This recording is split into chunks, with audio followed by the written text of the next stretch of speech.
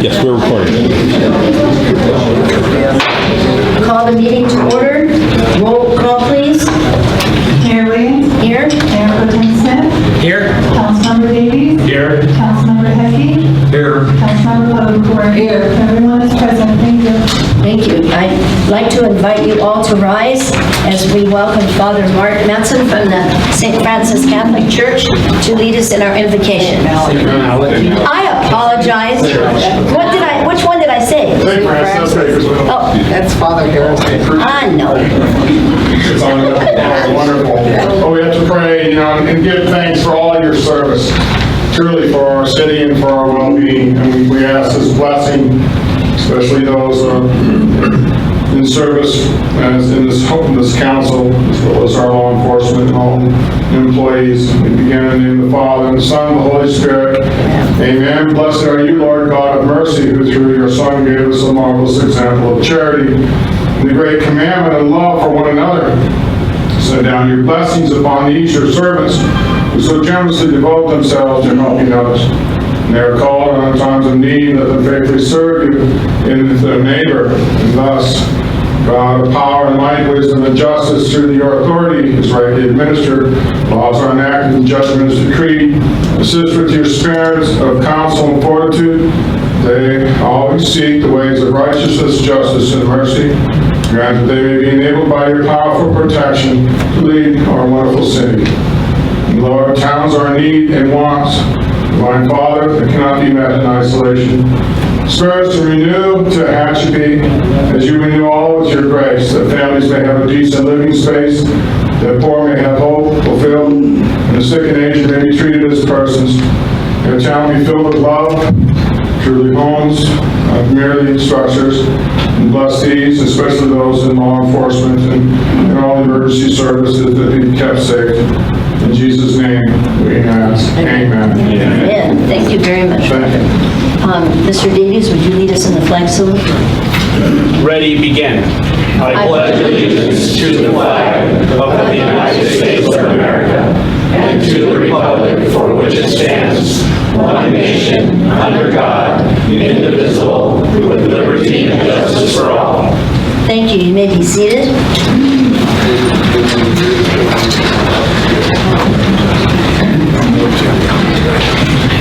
Consent agenda. All items listed with an asterisk are considered to be routine and non-controversial by city staff. Consent items will be considered first and may be approved by one motion if no member of the council or audience wishes to comment or ask questions. If comment or discussion is desired by anyone, the item will be removed from the consent agenda and will be considered in listed sequence with an opportunity for any member of the public to address the council. Do we have anyone from the audience wish anything removed from the consent agenda? Council? Yes, Madam Mayor. Item number 6 and item number 8, please. Okay.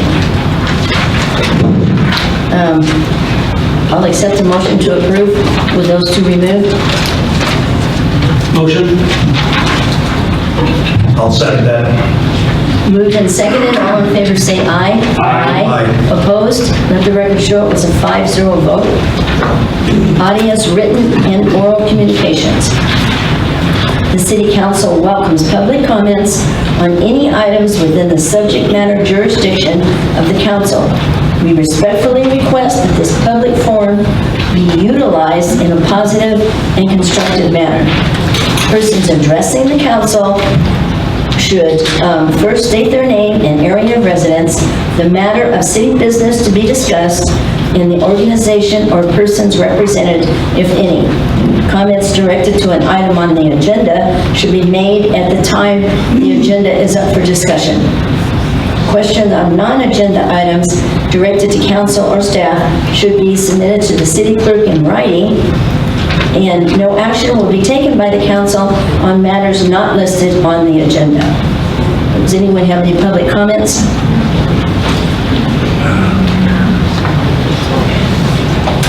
Hi, is this working? No.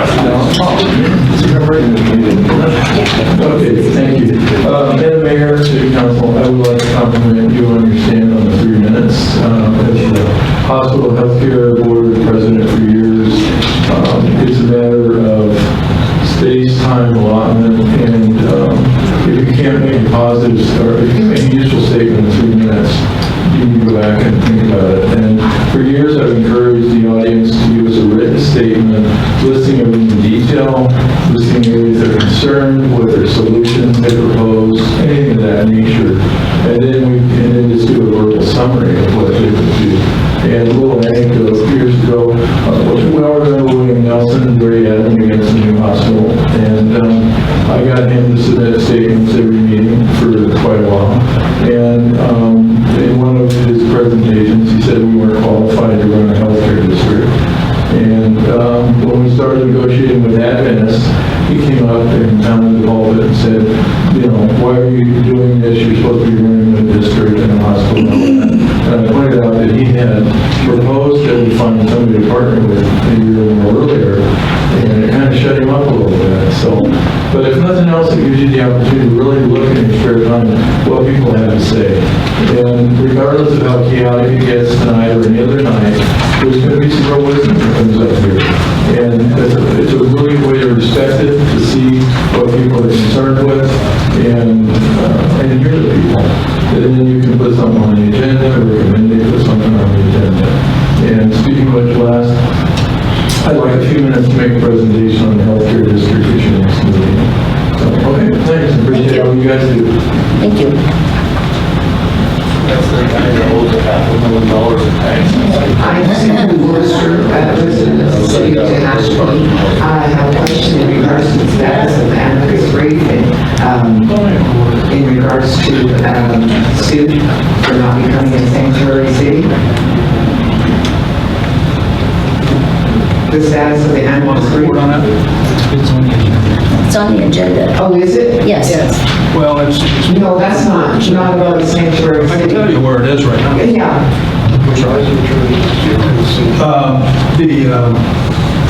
The whole federal attempt to overturn the state law, SB 54, AP, there's a couple of similar bills that they were trying to overturn.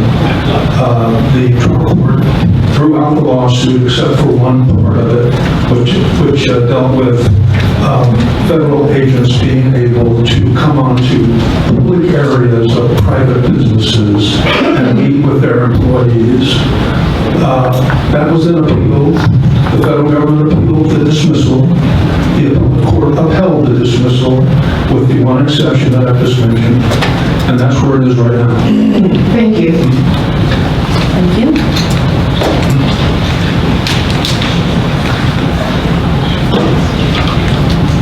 Good evening, Mayor and council members and city officials. My name is O.C. Crawford. I come from Bakersfield, California. I'm with my family. We call ourselves the True Love Tribe. For the last 2 years, this year will be the 3rd year, we'll be holding an awards banquet honoring people, exemplary persons who are doing outstanding things in the city to make it better, to bring more unity, and these types of things. Last year, your Mayor Pro Tem at that time, Ms. Wiggins, received some certificates and a flag from us.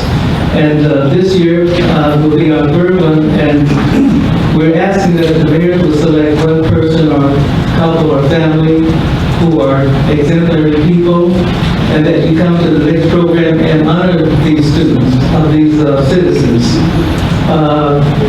And we also are going to honor the Kern County Board of Supervisors, because in my working and finding exemplary people, I found out that the mayors and city council members are some really moral, hard-working, sacrificial people. My attitude toward politicians before that was that they're like used car salesmen. They just really care about themselves, not about the people. But I found out that I was wrong, and I'm trying to make amends by showing them that we love you city officials, especially in Kern County. That's the ones that I know. And I feel is the best county in America. And we can make it so by the mayor showing up, awarding the citizens, the Perry County Board of Supervisors being there, and other state legislatures being there. This is showing unity between the community and the government, and between different governmental departments. At this time, there's so much partisanship in America, people need to see that there are counties that are unified.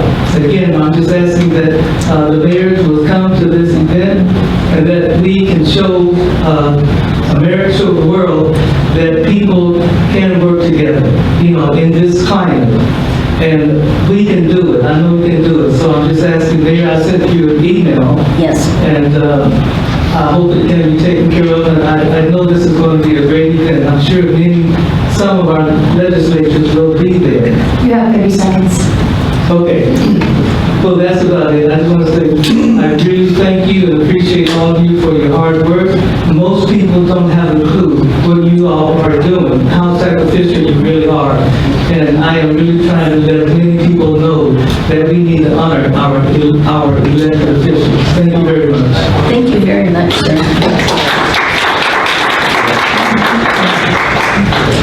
Peter Graff City. Those were some great words by that gentleman right there. Honoring your politicians, your council people, your mayors for their integrity and their actions and their morals and ethics. I find that a little ironic tonight, since I pointed out to you guys several times how you're lacking in that. When you have evidence pointed at you, given to you, put in your face, and you deliberately ignore it. I find it ironic that we open the meeting with a prayer, and you sit here and act like you're listening to it. But one of the first things you're going to do is you know I'm going to speak, and you're not going to listen to a word I say, knowing what you're doing is wrong. I hope this man doesn't choose you to choose somebody, because you made some very horrible decisions in their ways. I did have a question tonight for Ken Kroger, but I see Lieutenant Liska's here, and I know this man has the morals and ethics, so I'm not going to run that by him. But I know you had a meeting last week too, your closed session. I'm assuming that was speaking of me. I didn't hear anything from you guys, so are you still in the same boat? You're just going to ignore me and act like the attorney was speaking sense to you when you know it wasn't, especially when you read what I was given to you. I distributed emails from the attorney saying we offered several opportunities to Mr. Graff for a hearing. Now all of a sudden we don't get any? That was being nice? When have you guys ever been nice to me since this has happened? Do you remember any niceties? Because I don't. You've been shutting me down, you've been rude, you threatened to have me arrested, you threatened physical violence against me if I didn't sit down. So when was the niceties? Because that was Mr. Johnson's claim, was that he was just being nice when he offered those meetings to me. That's not what attorneys do. So I guess I'm going to ask you for the last time, before we start a recall, before we spend tax dollars, before we go out there and start knocking on people's doors, and this division that we speak of, it's going to create more, but it's going to make sense once the people have the proper information. So I'm going to ask you again, is this your stance? Is this your position? You're going to go forward with doing nothing? You can answer. We're not going to make any comments on anything. Why can't you answer them? You discussed it. The attorney gave you the opinion on it. You can't discuss it with me? It's a closed session item and a personnel matter. Okay, so it's just no. Are you ever going to hear my matter then? I put it on agenda, what, Greg, 13 times? And now you just laugh my paperwork out of City Hall. You don't even put it on agenda. So if I keep putting paperwork in, am I going to be heard? Mayor, then you're just going to sit blank? The mayor answered you. No, I'm asking you, because it comes to you. You get the agenda, then you produce it to them. I'm asking you, are you going to produce it to them? That's your job, right? Mr. Graff, we're not going to engage. You have 5 seconds.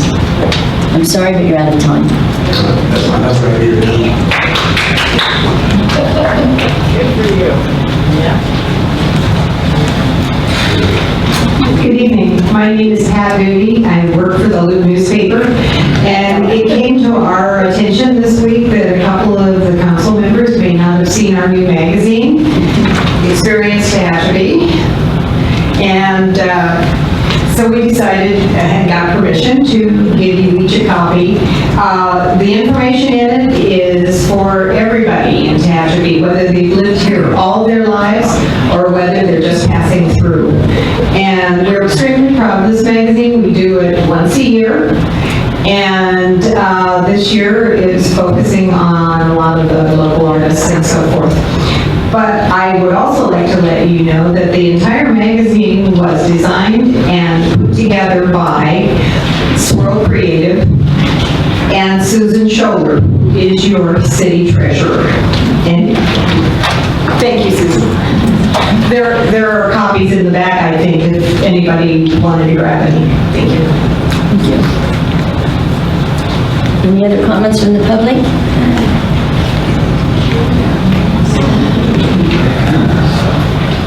Council, Mayor, how you guys doing tonight? Fine. Okay, well, I got 3 questions. What are we going to do about the state of the city address? Where is that? The state of the city address. Yes. No, I don't want you to answer. No, well, I'm sorry, but I turned to staff. And we have done welcomes and things like that in the past on video. I'm not sure whether we called it the state of the city or not. We don't call it the state of the city. We do have a year in review that is published in print. And there's a PowerPoint presentation, and myself and staff members hit the road, and we presented all over the city and the community every year. Okay, so there's not a public forum for you to get in front of the city and give your spiel about how the city's doing? There is Can I a assume public, that? well, there is a public forum, and staff goes out and meets with practically every club and body and organization in the community. I Okay. personally do not give a state of the city address. Well, I think it needs to be addressed. Maybe you guys can look into it. My second concern is grant monies. When we get grant monies for trees, for example, how much of the money is taken off the top that goes to city hall coffers? I will turn to staff, but I will tell you that every grant is different and lists a certain percentage for indirect funds, which go to help administer the grant. Every grant that we receive at the city of Tehachapi is different. There are rules with every grant. Typically, the grants do not pay for staff time. So I'm not sure what the information is, but there's no money that goes into city coffers from grants. So 100% of those funds go to support what they were designated for? Absolutely. Okay, thank you. And I apologize because my school district background, the state always gave us a little bit to help administer it, and I was thinking of that, so. Speaking out of turn a little bit? Oh, probably. Okay, I've got 30 seconds, okay. It's grade time. You guys have been sitting here for 6 months, some longer, 32 years. I'm ashamed of you guys. I don't see anything that you bring to the table. So if I was to grade you guys, there would be 4 incompletes and a B+ for Mr. Hepke. He's the only one that's brought solid agenda items to this council, and I want you guys to do your job. It's important that you represent us. Thank you. Thank you.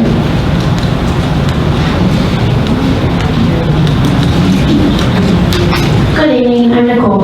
I'm coming to say that a lot of your faces, I'm sorry, can you tell us from where you are? where I'm from. Area residents, sorry. Oak Mills, on Saturday, for the second time. If you aren't familiar with what's going on in our city, there are some amazing, great things going on, and that have included my teenage boys getting up early on a Saturday morning to come clean up the city. We love living here, we love investing in the city, and so for those of you that have worked hard to put yourselves out there on the weekends, thank you. My boys have got to ride in some police vehicles, the back of Corey's truck, all sorts of fun things.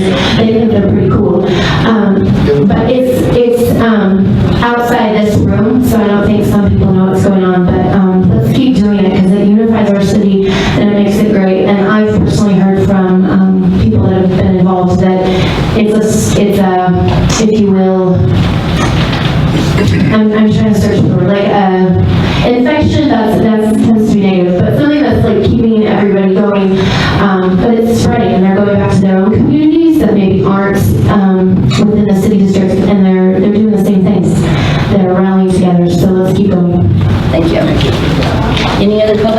comments?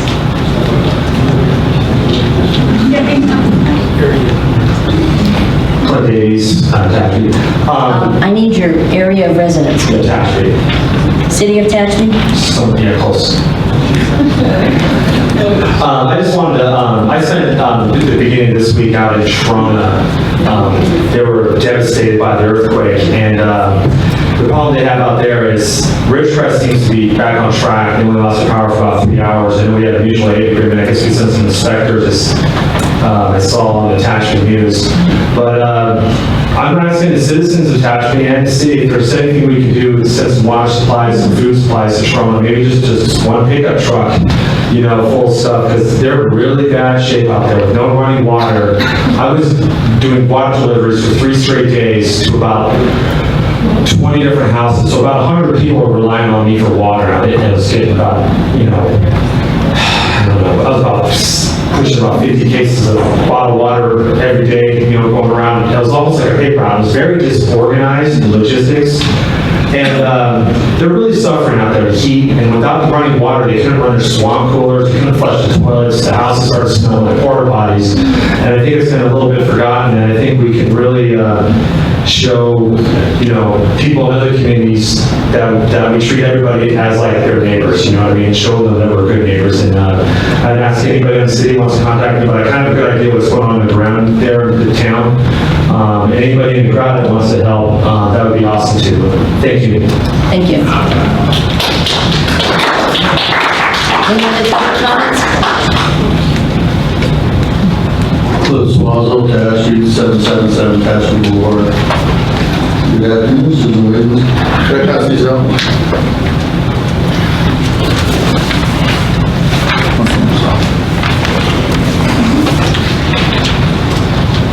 Ken, you mind reading that? I forgot my glasses. Please.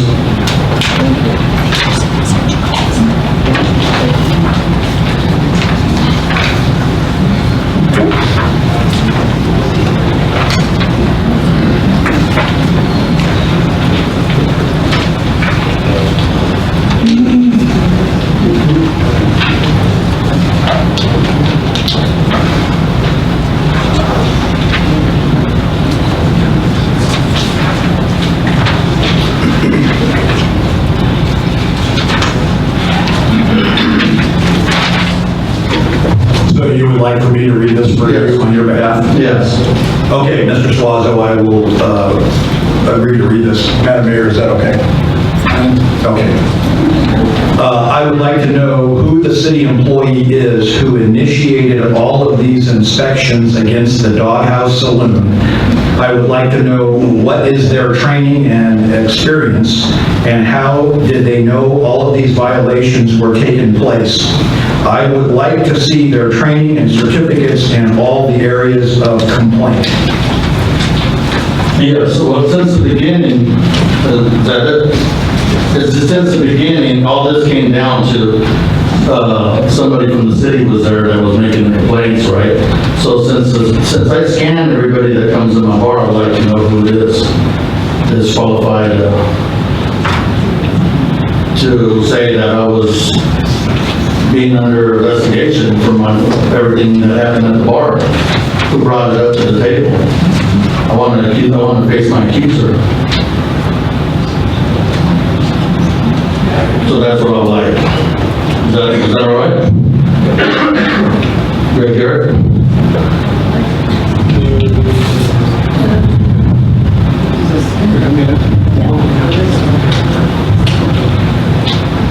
Cliff, Mr. Swanson.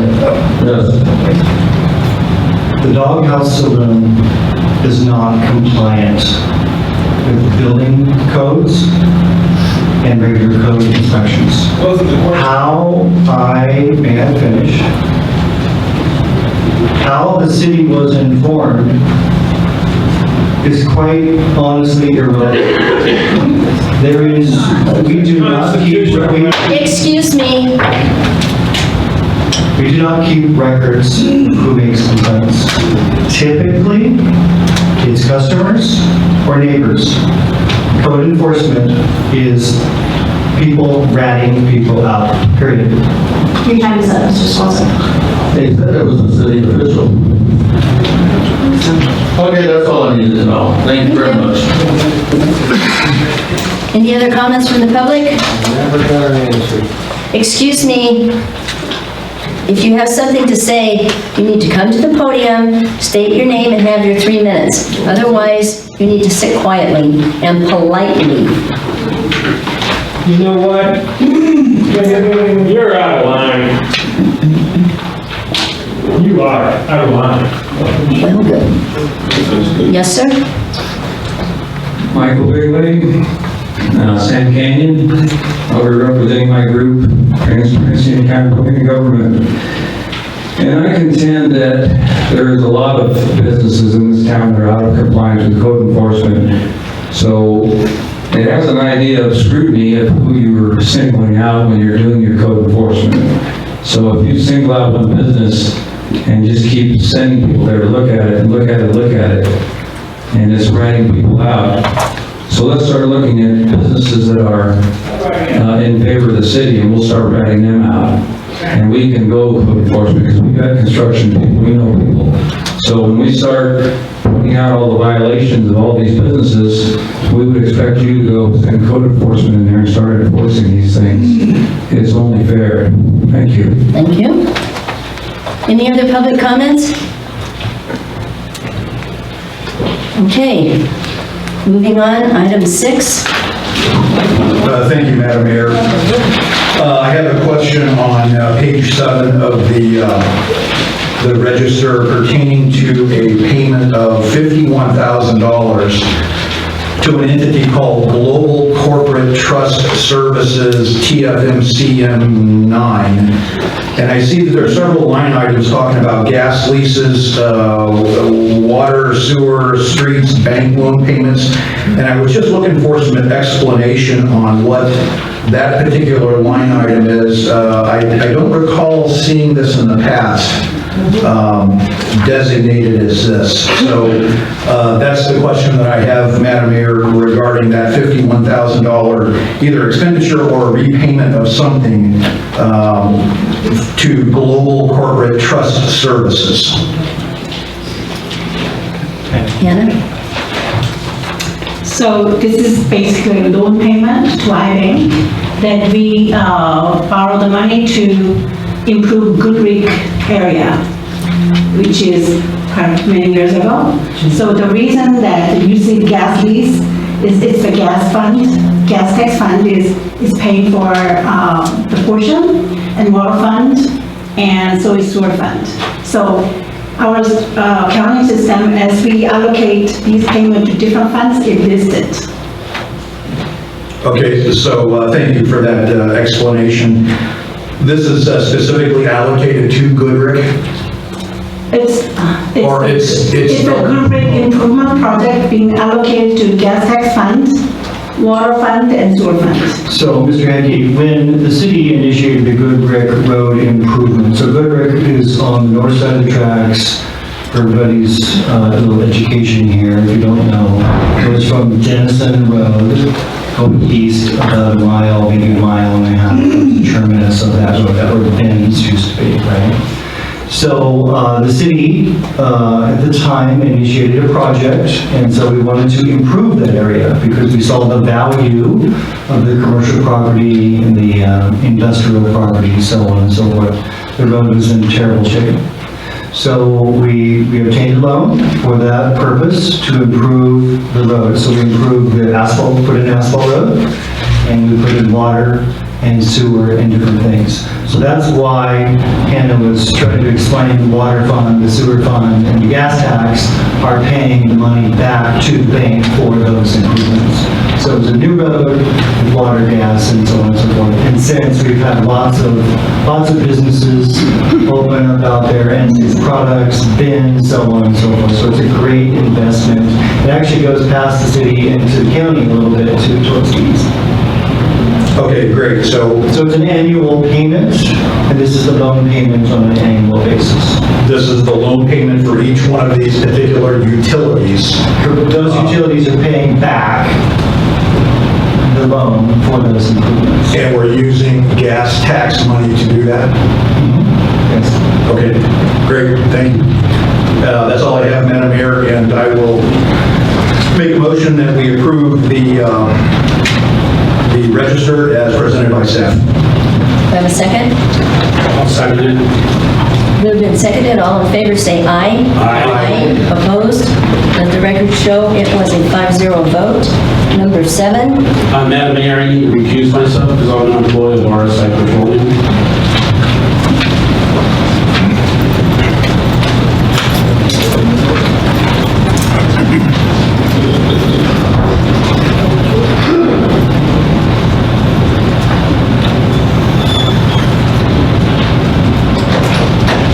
motion to approve. Does anyone have any comment from the public regarding this? Motion as presented. I'll second it.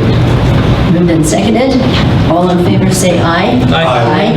Opposed? Let the record show it was a 4-0 vote. We'll move on to number 8 as soon as Mr. Davies is back.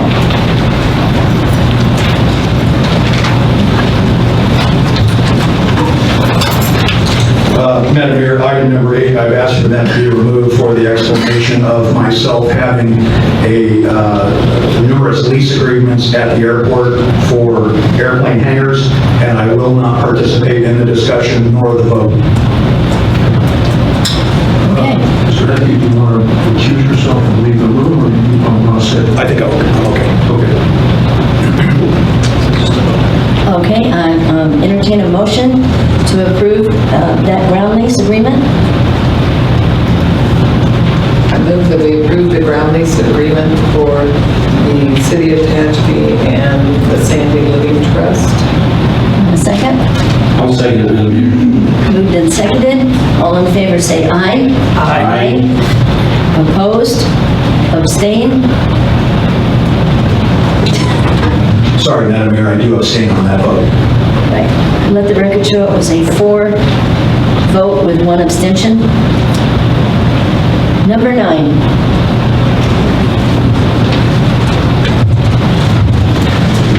Thank you, Madam Mayor, council members. As the council is aware, the city of Tehachapi has previously received authorization to proceed with construction from Caltrans for the East Tehachapi Boulevard Overlay Project. This project seeks to reconstruct the travel lanes on Tehachapi Boulevard from Curry Street to Hayes. In May 2019, advertising began for the project, construction of the project. Staff opened bids for this project on June 11th. The results of the bid opening are as listed below and on the screen.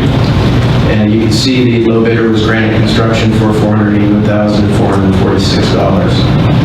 In compliance with the Public Contract Code, city staff undertook a review of the bids received and to confirm that the apparent low bidder provided a responsive bid. The bid provided by Granite Construction was deemed to be responsive.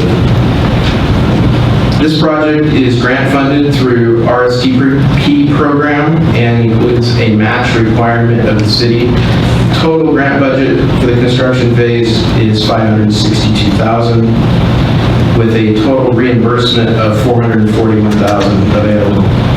The city is expected to contribute a minimum of $64,393, but will be required to cover all costs above the $441,000.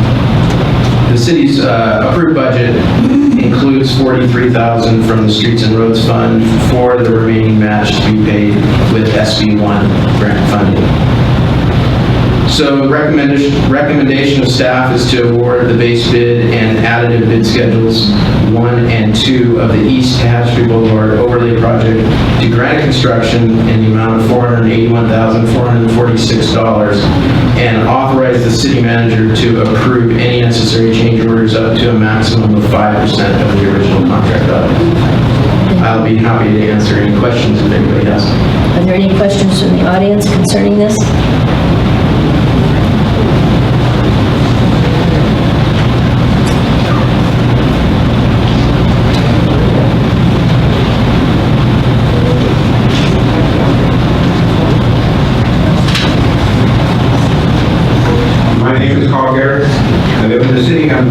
Fiscal Chairman. When is this supposed to take place?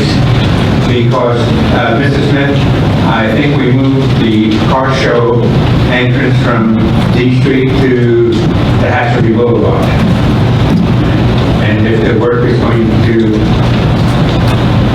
a while back, so are we going to, by Mountain Festival, or are we going to have to arrange for the entrance of the car show? Would you like to answer that? Yes. This will not interfere with Mountain Festival. We haven't actually set the schedule yet, but that will be done at the kickoff meeting with the contractor as soon as this contract is awarded. But I can assure you, we will not interfere with Mountain Festival. Yeah, It'll either be done before or after.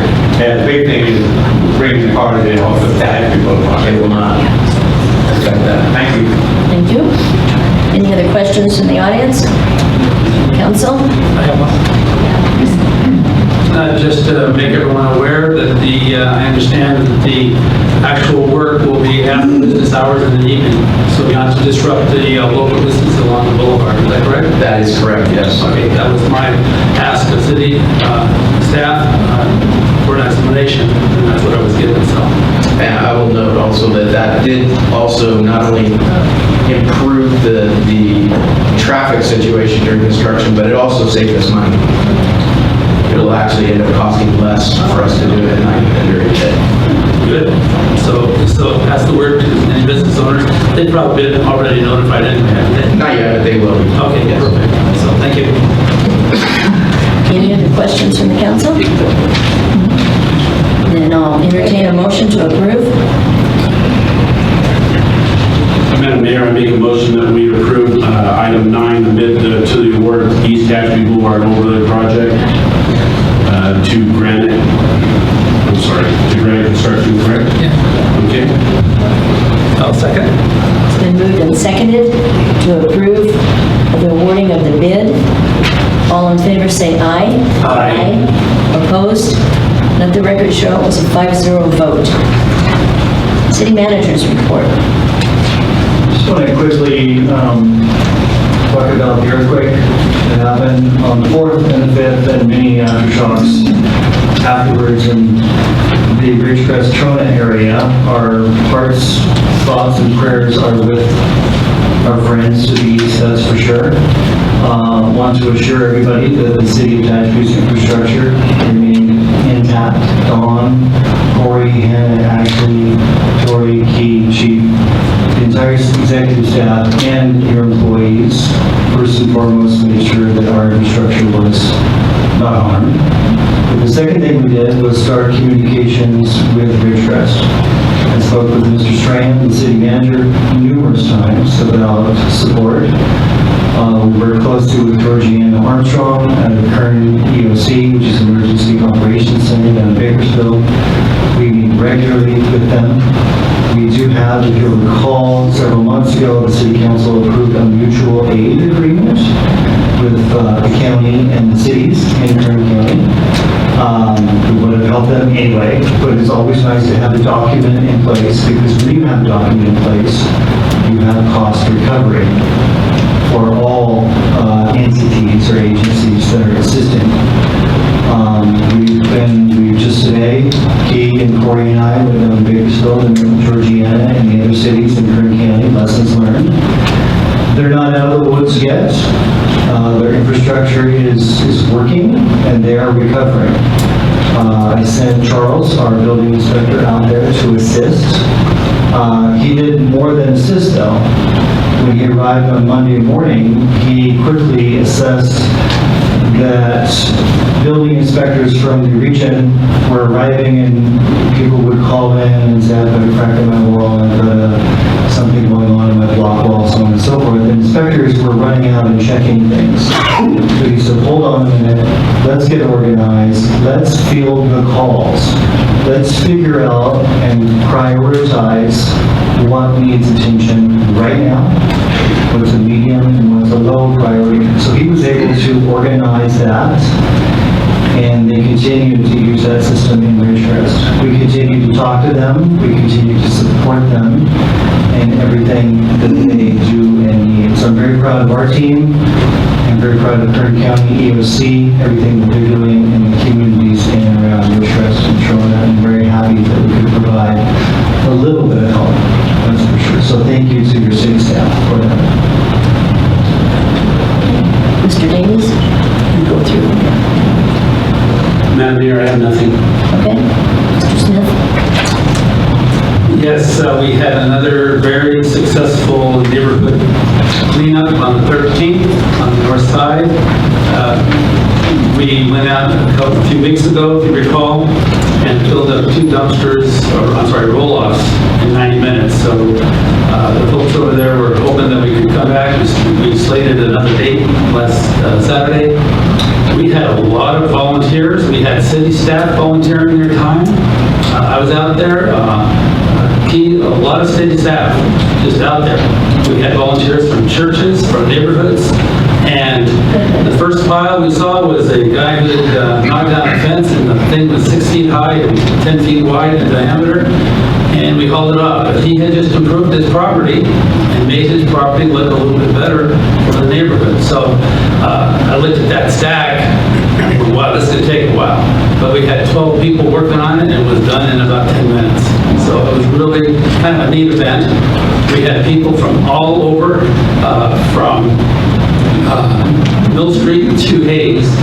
We had 6 roll-off staged at Hayes Street and just by the airport entrance. So the neighborhood was very, very receptive. We were going door to door, asking people if they had a refrigerator or any bulky items. Some of them had forgotten to call or forgot that it was on Saturday, and we were taking refrigerators and heavy tables and furniture from people's homes that they wanted to dispose of. We really made a big impact on that neighborhood, both in physical cleanup and in just they felt they're part of the city and that we're really helping. And it wasn't just city council or just city staff, it was that plus, like I say, the church groups, and just a lot of effort. And we're going to start doing that in other parts of the town.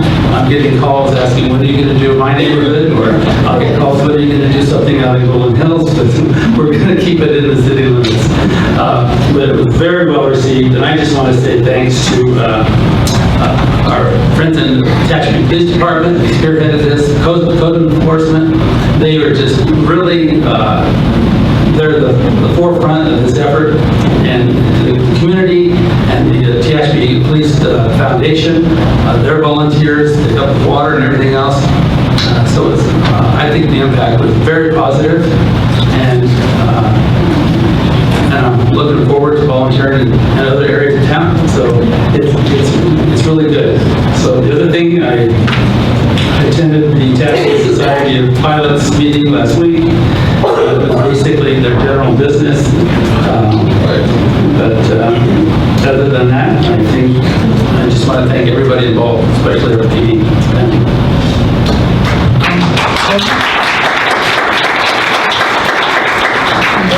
Words out of my mouth, but anyway, again, thank you for the successful cleanup and also for a successful 4th of July fireworks display.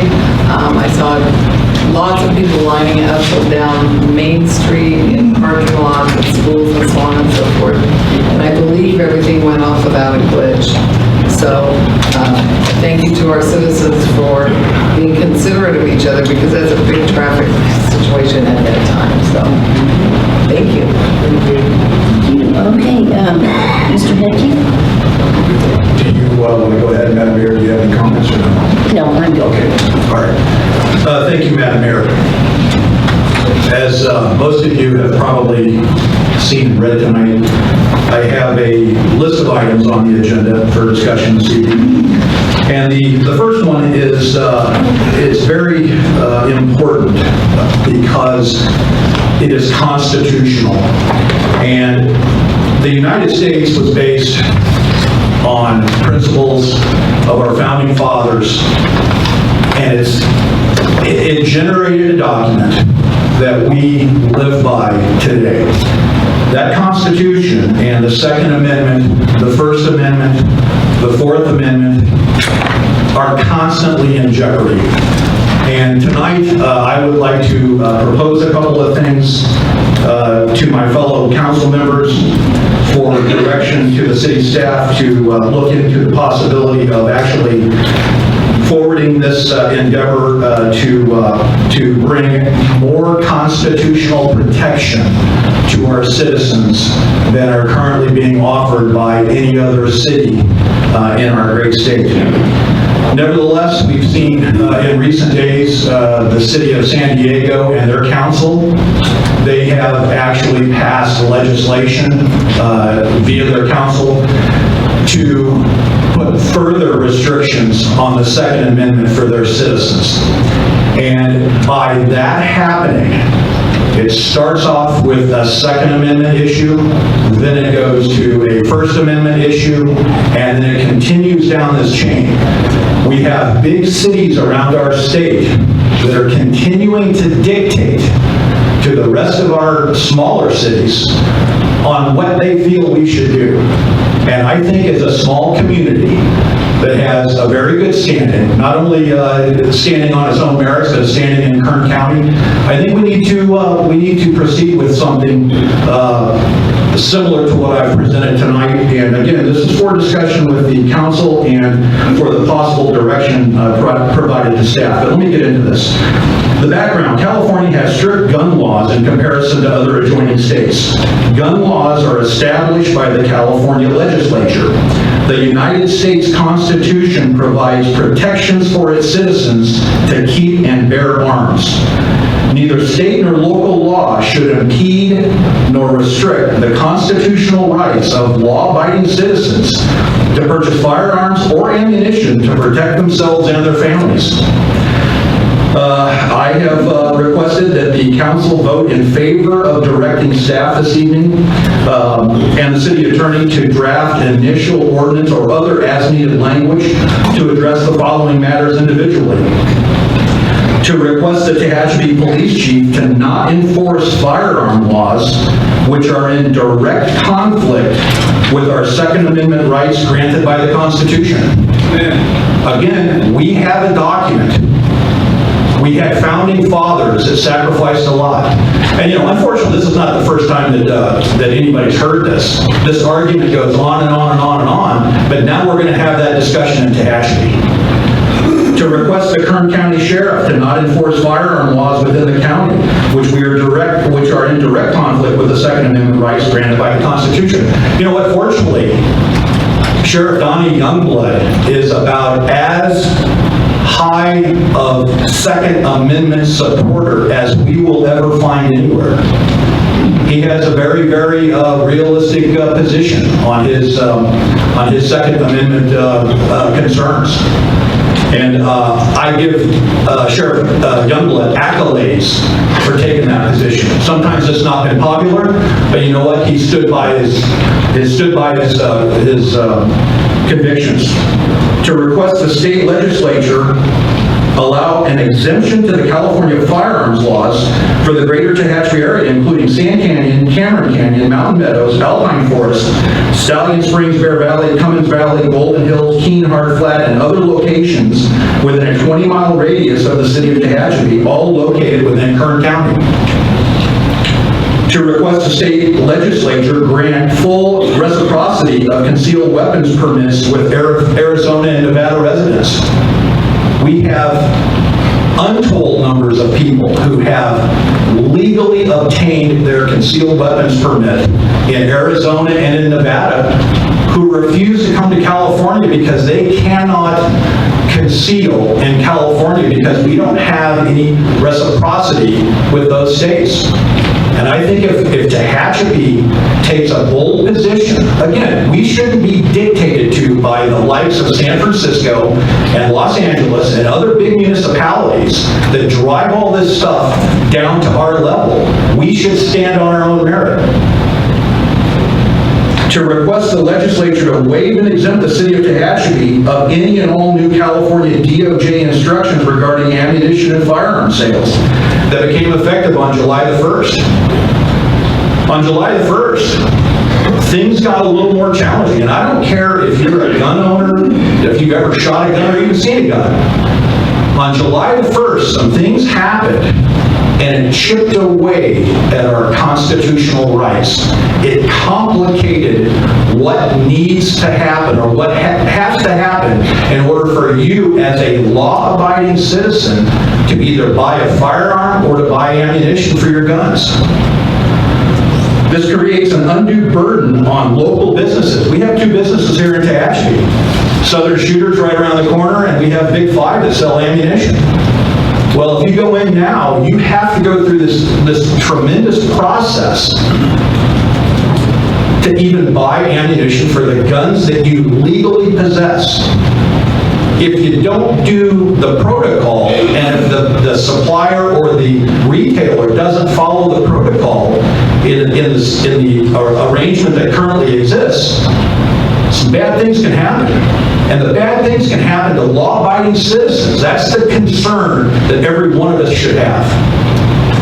If you're a lawbreaker, it's a whole different thing. That's why these guys in uniform do the job that many of us would never do. But if you're a law-abiding citizen and your rights are being chipped away at, we need to speak up and we need to stand behind, get some accountability out of Sacramento. And this is the other thing, and I was approached by a gentleman, and I'm going to introduce him in a moment after I give you a little bit of his background. You may or may not know him. I'm sure you've heard him in the skies around Tehachapi. He's one of the tow plane pilots over at the glider port. So a lot of times when you see one of the tow planes pulling a glider up to go gliding, Mr. Tom Dandy is the pilot flying that tow plane. Well, I've asked Mr. Dandy to come and discuss tonight a very, very sorry and pitiful situation that directly impacted his family in the recent shooting that occurred in Virginia Beach, Virginia. And when I found out about this, it's not a good thing, and it could have been prevented. And I'd like Mr. Dandy, Mr. Tom Dandy, please come up. Mr. Dandy lives in Bear Valley. He's lived here for quite a long time. And I'd like for him to just describe a little bit of what has happened to his family over the last month or so. But I'd like to have, for consideration, the council look at changing the employee handbook to reflect any legally licensed concealed weapon, CCW holder, in the employ of the city of Tehachapi to exercise their legal CCW rights during regularly scheduled work hours. And you know what? Situations occur.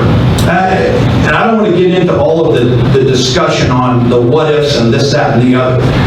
Things happen that we, as law-abiding citizens, must be able to respond to.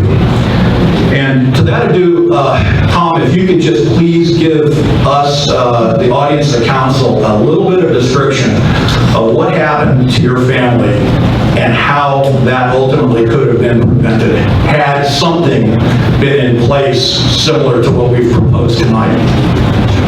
Madam Mayor, is it fine for Mr. Dancy to speak? Thank you. But we'll still do the 3-minute requirement, because it would be fair to everyone else. Well, if you can get it done in 3 minutes, Tom, do it. If not, somebody else can donate 3 minutes to Mr. Dandy to get his story across. You just turned it off. Okay, appreciate the chance to speak, and I want to apologize for bringing this to you. It's not a pleasant subject. It's a very sad story. So, I grew up in Bakersfield. I live now in Bear Valley Springs, and I work as a tow pilot, and also have a farm and real estate business.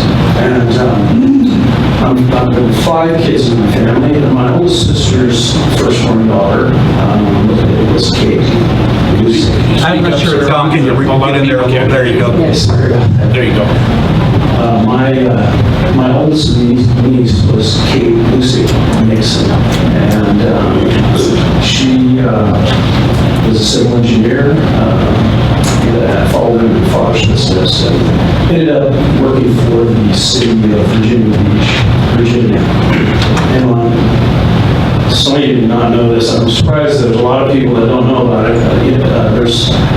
These tragedies are going on all around us. It's a national tragedy that I speak of tonight. I know we've all heard about some of these things that happen, workplace violence, there's terrorism, just plain old insanity that affects some people that we can't control. So on May 31st, 2019, Kate was at work at the city in Virginia Beach and was murdered by one of her co-workers, and who also killed 11 other people that day. 4 others are wounded, and one of the peace officers who responded, this person chose suicide by cop. That's what he forced the police to do to stop him. So part of my message is, I hope you're all aware there's a great evil in this world. And it's all around us. It doesn't always show up. On May 31st, it showed up in the form of mental illness.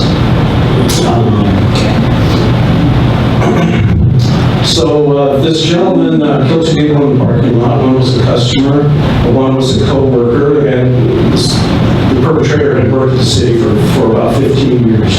He picked up a key card off his second victim, gained access to the building in Virginia Beach, one of the city hall buildings, a big city.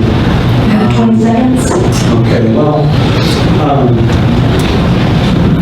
Kate wanted, she and her husband talked about her concerns with some of her coworkers the night before this tragedy happened.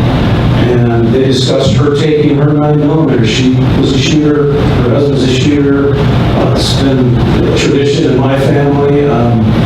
Safe, law-abiding citizens that own firearms and would like to use them for self-defense if that opportunity arises. So Kate, being the primary wage earner for her family, they decided, her husband encouraged her to just put her handgun in her bag and take her to work with her. Cover it up, nobody would have to know. She'd get a little peace of mind from that. They talked about it, and she decided she couldn't risk losing her job over breaking the city policy and taking a firearm to work with her. So they left it at home that day. Now that man entered the building and immediately went to Kate's office and shot her once in the shoulder. He had 2 Glock 45 semi-automatic handguns. Both were sound suppressed, and he had extended capacity. They were 30 or 32 round magazines, higher than the standard capacity. And he walked through unobstructed that building. First he shot Kate, then he left to do his evil to other people. One of his co-workers he shot 10 times. The 4 surviving victims were all suffered from head wounds. Then he went back. He either heard Kate's cries or she was screaming at her coworkers to run and leave, and came back and shot her 2 more times. And at some point in time, we engaged with the police, got there quickly. They were close by. But it still took 5 or 6 minutes, I'm not sure, 10 minutes, for the officers to get in the building, figure out where the stuff was going on, and be able to respond. I like to think that, the situation is what it is, and it should have, would have cut out a lot of things. But maybe Kate would have had a chance. She was surprised when she was initially shot. Maybe she would have had a chance to get to her handgun and use it in that lawful manner of self-defense. I think she would have. She's that kind of a woman. And she would have stood up to that man. She'd written the guy up a couple times. Clearly, he had a revenge motive. And so, my message to you is preserve your Second Amendment rights. We need to do that. Your people that you know, that you trust, you know them, and they work in the city. If they can carry and they're willing and they're able, let them do it. the chance of, I know it's a great thing to think, let's just get rid of all guns. And the problem is, the guys that don't have any more sanity left in their mind, they don't care. I worked at the city of Santa Clarita for a little while. I've been to the active shooter training. You know, we had one coworker had a little shovel, go play the shovel. She kept behind her door. We had baseball bats. Some people like golf. They got a golf club. And the deal was, you know, if you have the oats to stand up and somebody's shooting the place up, you go at them with your shovel, which is awesome. Most people that day, on May 31st, they ran as fast as they could and left that building. There was very few there to stay and engage this guy, even with a shovel. So preserve your Second Amendment rights of self-defense and let your trusted people carry and defend themselves and defend others. Great, thanks, Tom. I appreciate it. There's one other thing that needs to be mentioned, and Tom, correct me if I'm wrong. Miss Nixon, your niece, did have her concealed weapons permit, or she was certified to carry a gun. She'd been through the training classes and everything else, and that issue was the topic of discussion. I know she and her husband both did some training. I can't tell you for sure about the concealed carry. I can't tell you that for sure. I don't even know state of Virginia. I don't know that much. Okay. Nevertheless, the ability to protect yourself was unavailable at that point in time. Well, Okay, thank you. firearm was available, and there wasn't nobody there to stand up. Again, law-abiding citizens whose Second Amendment rights are compromised will, unfortunately, most of the time be on the short end of the It's a stick. heartbreaking story, and my niece is mother of 3 children, a 15-month-old, 6-year-old just graduated from kindergarten, and a 13-year-old daughter. Okay, thanks, Tom. Socorro?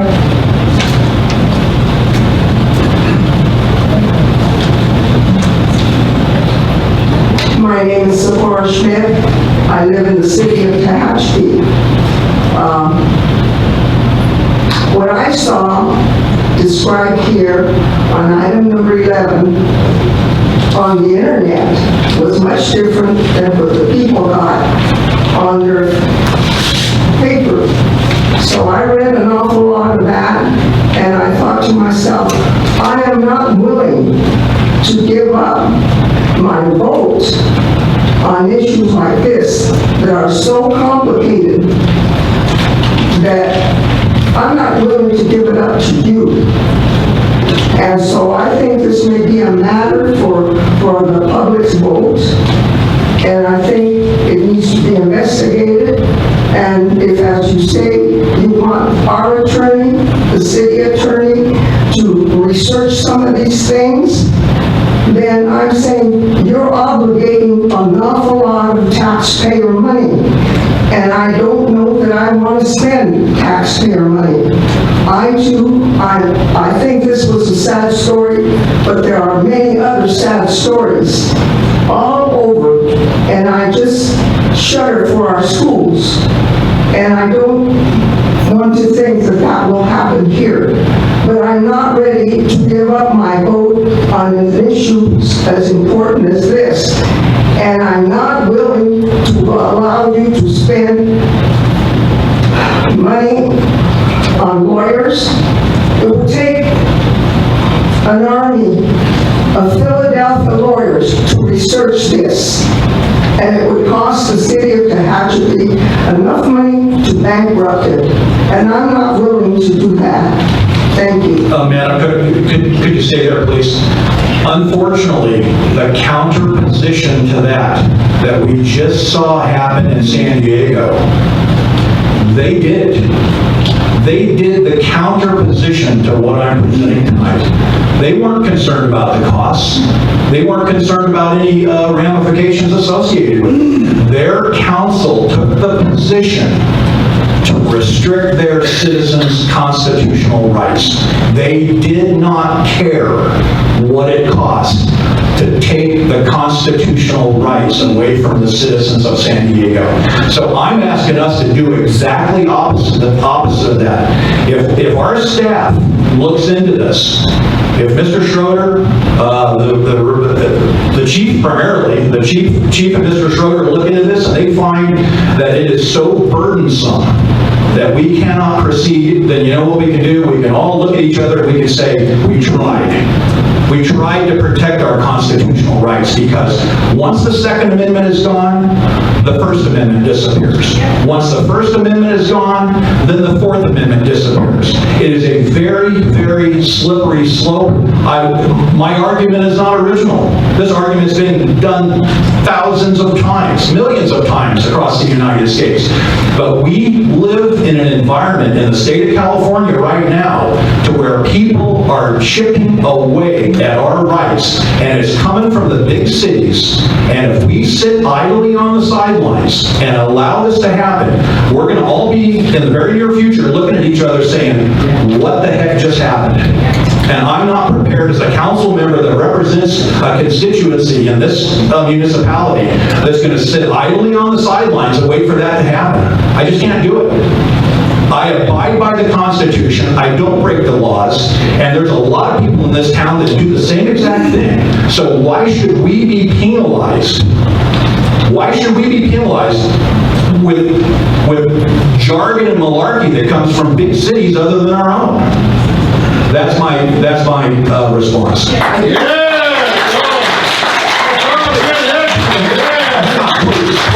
I do not care what happened in San Diego. I care.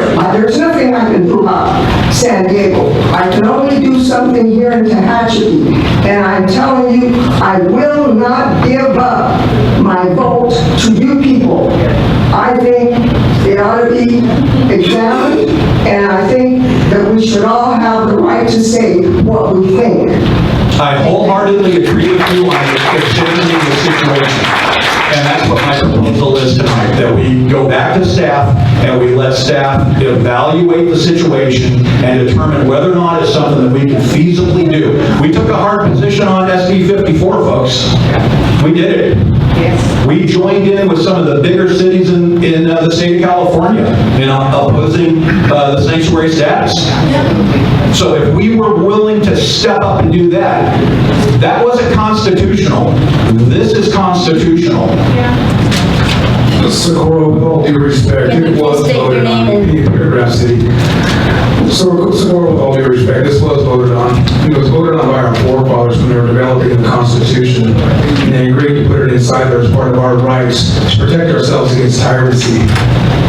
That being said, it's in play, and I understand what Councilman Heck is saying, and even arming certain members of staff, city staff, people who are well-trained, people that the police department can train. You can do background checks, see if these people can even do that. They may not even be in the right mind to be in that capacity to be armed.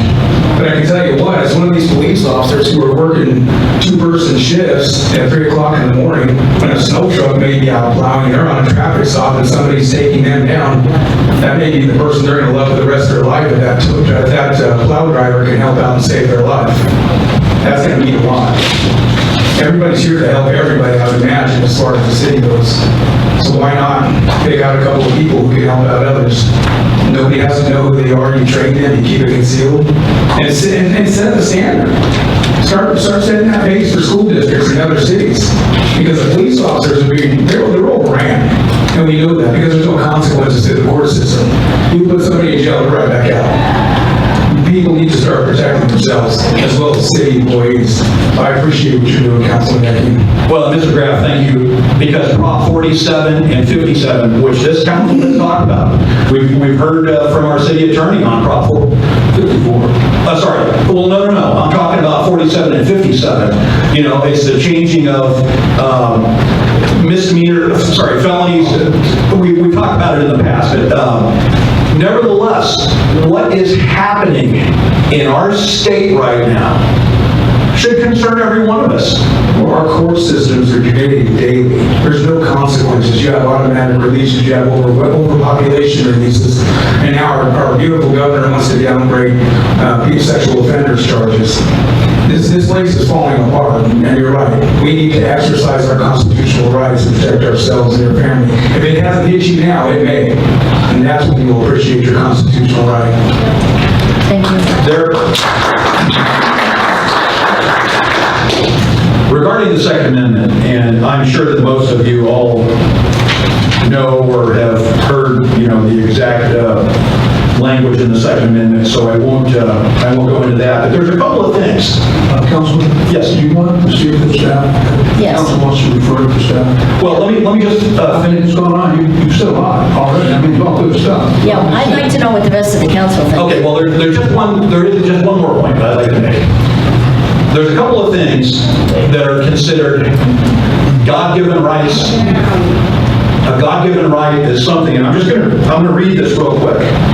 Our Declaration says this: we hold these truths to be self-evident, that all men are created equal, that they are endowed by their Creator with certain unalienable, I hope we all understand what that term means, unalienable rights, that among these are life, liberty, and the pursuit of happiness. And I'm just going to give you one more thing in closing, Mr. Schroeder. Inalienable rights. We've all heard that. But has anybody ever looked at the definition of what that truly means and understand that definition? I'm going to read it to you. It's short, it's sweet, but it's got some teeth to it. Unable to be taken away from or given away by the possessor. Absolute, unchallengeable, untransferable, non-transferable, non-negotiable, inherent, on and on and on and on. The inalienable rights of every citizen. That's what we're talking about when we're talking about the Second Amendment, the First Amendment, the Fourth Amendment, and there's a whole lot of other in between there, but I haven't mentioned it. Those are the key ones, because when one falls, it's a domino effect. When they take one away, they take the next, they take the next, and before you know it, again. And all due respect to our speaker, when that happens, we all look at each other and say, what just happened? And at that point, it's too late, folks. It's too late. And I'm just asking right now, our council, and I'm going to get into it, Tom, what I would request our council do is give direction to staff to evaluate what it would take, scope and magnitude, to enable the city of Tehachapi to follow suit with the items that I've specified. Okay. And if it looks like it is something that we just cannot do, then we need to stop. We need to stop. Because I agree. I mean, we don't have a money tree here. So we need to spend our dollars as wisely as we can. But if we're going to spend dollars, let's spend it on something that our forefathers, that the founders of our country fought and died for. Let's spend it on that to defend our position going forward in the city of Tehachapi. And that's, I don't know if we were able to capture what that is, but I'd like to make that as a motion that we ask, that the council agree, and we ask staff to look into that as presented tonight.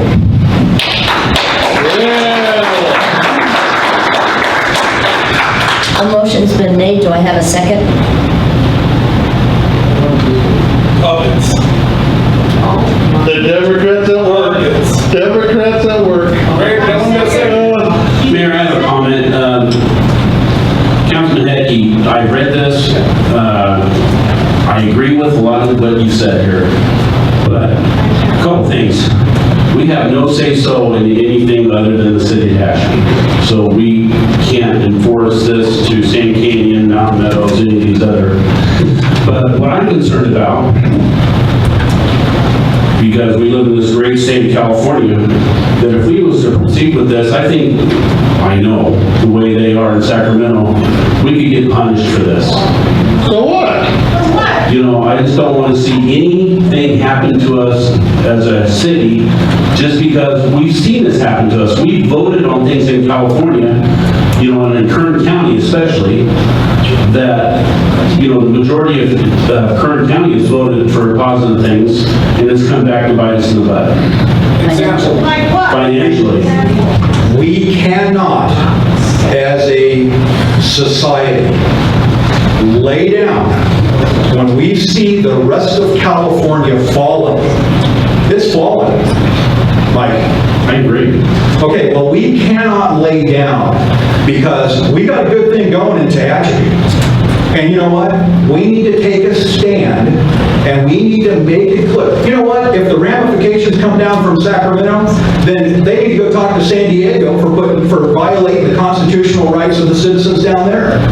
I mean, you know, it's a two-way street, and we really need to take an assertive position. And again, understand whether or not this is something that we can do. But I'll tell you what, folks, I sure hope we don't let this die tonight, because if it dies tonight, then these folks out here, we have let down. We've let them down, and we've let them down in more than one way. We've let them down on the Second Amendment, we've let them down on the First Amendment, and go down that whole list.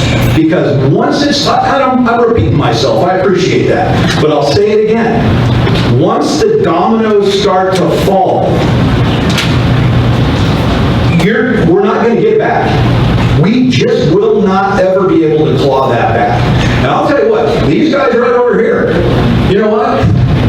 Pete actually said it. These guys are putting their lives on the line on a regular basis.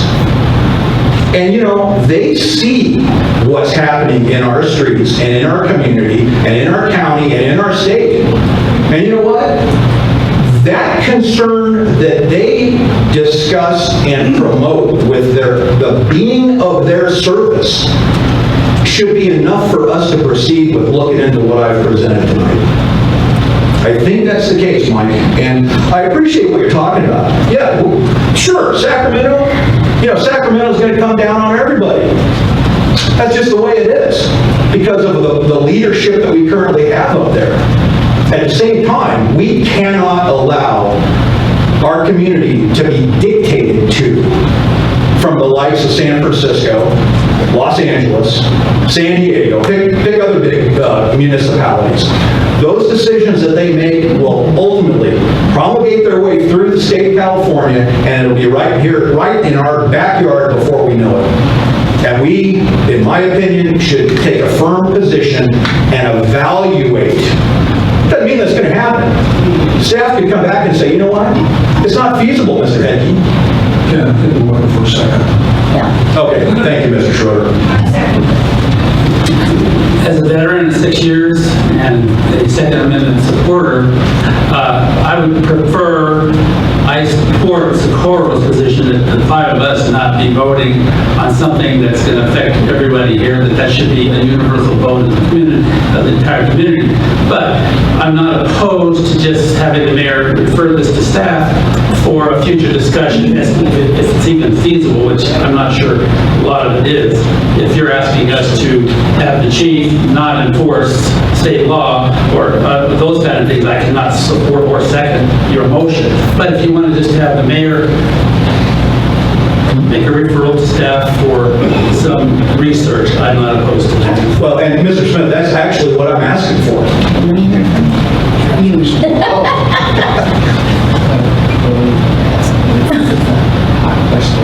I would like a little bit of research by our staff. I think that's only fair. And I think, from there. The microphone. Oh, Mr. Giddens? I said I would like to have some research done by our staff to see if it's feasible and come back and we'll vote on it. Just refer to staff for now.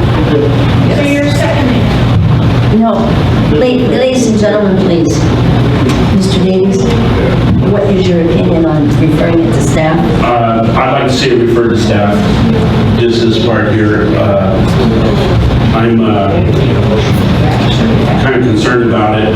what's going on in California, but I don't know, and I agree with what Ken Hecky says, but I just don't, I don't trust the politicians in Sacramento, that come back to punish us for trying to do something.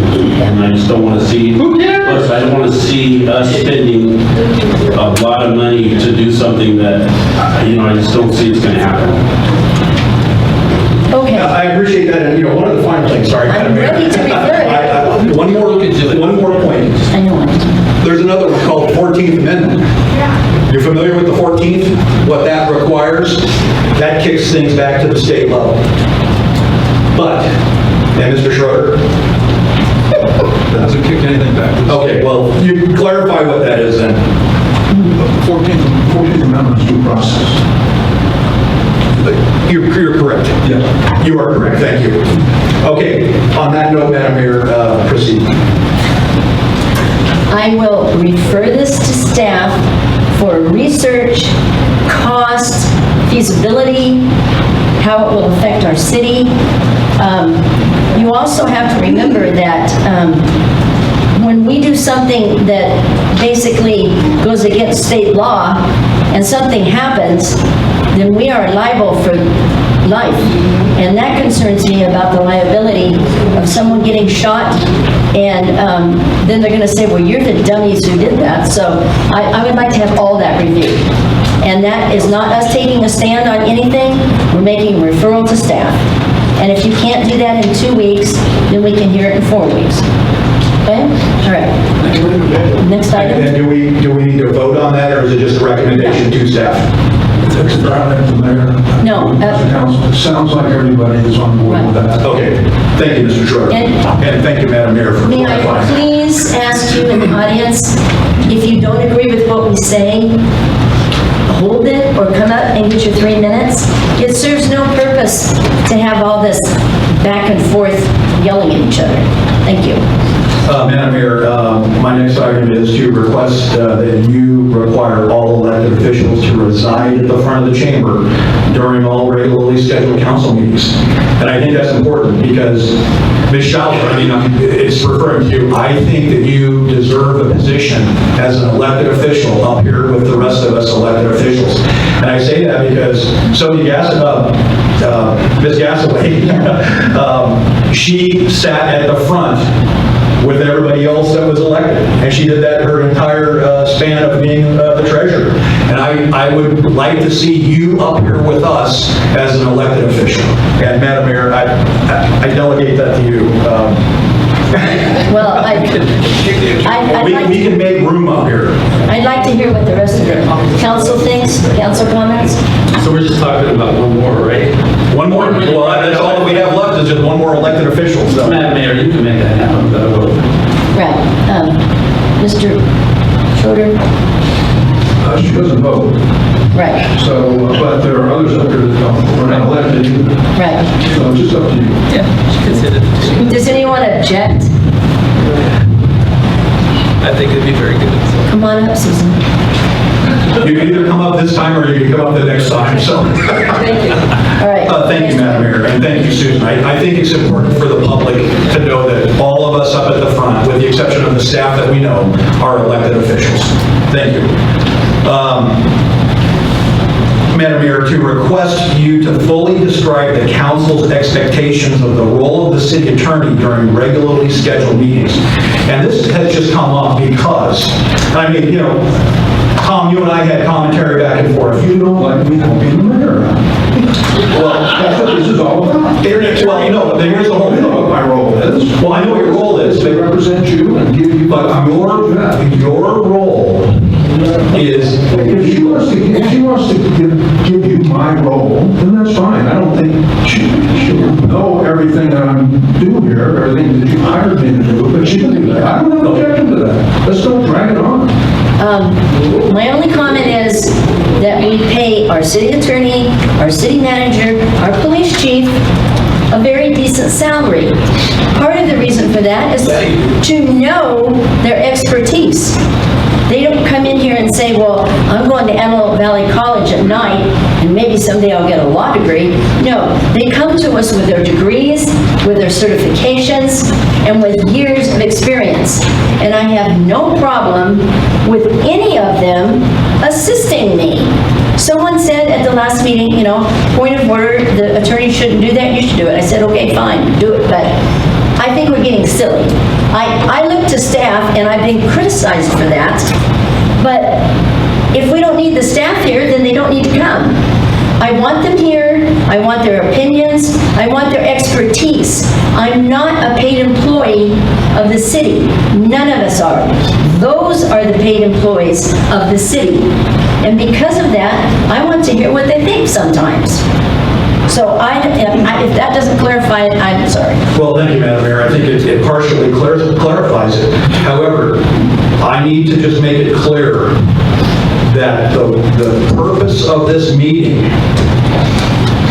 is for the people. This is the people's meeting. This is not Mr. Schroeder's meeting. It's not anybody else's meeting. It's the people's meeting. And I think that as an elected council member who is responsible to these folks out here, that we need to, rather than refer to staff continually, we proceed with a public meeting. If it's a legal concern or a legal matter, absolutely we go to Mr. Schroeder. If it's a sergeant of arms issue, we go to the chief or we go to Mr. Liska here. We do whatever we need to do, but we, as the elected board for this community, take charge on how this meeting runs, not anybody in the periphery. So I accept what you say, and it was just a point that I needed to bring up because it was brought up to me, so I'm not going to beat the dead horse any longer. Next. The next item was... No comments? No comments? No, these are just his little things. There's no action that can be taken on them. We're moving on to the next one. Well, can we give them 3 minutes? No. This is, public comment's over. Public comment is over. This is Mr. Hedke's questions. It's a comment to his question. The question is whether these items are going to be referred to staff, not whether you're going to vote in favor of them or not. Thank you, Madam Mayor. Number 14, please. Number 4. Sorry, I'm going down the list that's on the... Sorry. All right, we're looking at 2 different things. Yeah, no, you've got the agenda, and I apologize. That's why it is a little bit confusing. I have been asked by a city employee who had concerns about something. This is driven by, I need to hear from the city manager to describe his role as acting as the chief HR administrator for the city of Tehachapi employees who may have an HR-related matter regarding a department head who directly reports to the city manager. And the concern was that it was that it was a very biased position, and actually the employee was concerned. And I'm not going to sit here as a council member with an employee that comes to me with concern about not being able to go to their department head because they feel that the department head who was hired by the city manager is going to give them a biased perspective on what the concern is. And I think we need to understand how that, and I'm going to be very clear, the city council doesn't hire and fire people. We're not involved in that aspect whatsoever. However, when an employee feels that they're not able to get a fair, whatever term you want to use, a fair perspective on their concern up through the chain of command that we have, I think we have concern, we have an issue. And I would just like to hear what the city manager feels we can do to make sure or to ensure that that bias does not exist. We cannot have employees who feel intimidated for coming forward with something that is a concern to them. So, I'm not the acting HR director, I am the HR manager. I hire, I fire, I promote, I demote. I review reviews. I am the HR manager. Now, there are several people within our organization that assist and actually do a lot of heavy lifting with that. HR is very, very broad. Includes medical benefits, all the elements that everyone's very familiar with. If an employee came to you, which I can appreciate, and expressed some concerns about their superior, their boss, and they don't feel like they can talk to their boss, I would encourage them, strongly encourage them to come see me. We can talk in private. I can try to understand the issue at hand, and we can try to fix it. Well, Greg, that in essence is the problem. That in essence is the problem. Because if they go to their immediate supervisor, and that supervisor was hired by you, or they circumvent the supervisor and come directly to you as the HR go-to person, and you hired that department head, are they going to get a biased or an unbiased position? And that's a question that was presented to me from somebody that had a concern. In the past, we've had a subcommittee of a couple of council members for personnel issues just like this. So they could be referred to the committee so that they're not dealing with the supervisor or the city manager, and get input from a couple of council members that can seek a remedy. And I believe it's in our appointments at the beginning of each term. I'm not sure who's on that at the moment, but that is a standing. I'm a little concerned because he not only hires the department heads, he hires everybody. Yeah. So that person who's complaining has also been hired by Greg. So what do you want to do? You want to elevate somebody above Greg? I'm not asking you the question. I know what your answer is going to be.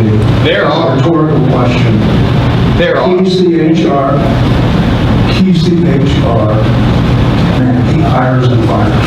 Period.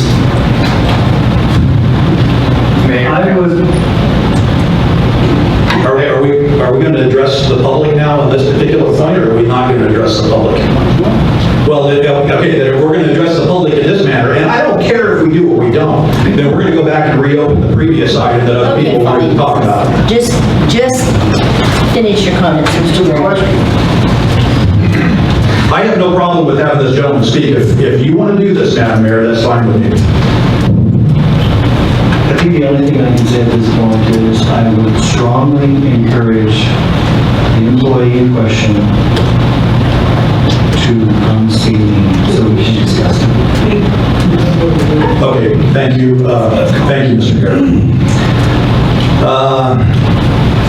Item number 5 was actually asked by a member of our audience at the opening, and the SB 54, Mr. Schroeder, that's the status you presented earlier, and do you have anything to add to that, or is... No, SB 54 is solid law by the trial court and the appellate court. All that the federal government can do now is make an appeal to the Supreme Court. Okay, great, thank you. Item number 6. The discuss the elimination of the 8-timer being used as a tool to shut down open dialogue with citizens in our community who have issues or concerns with matters related to city business. And I say that, and I fully appreciate what Mr. Nixon said earlier.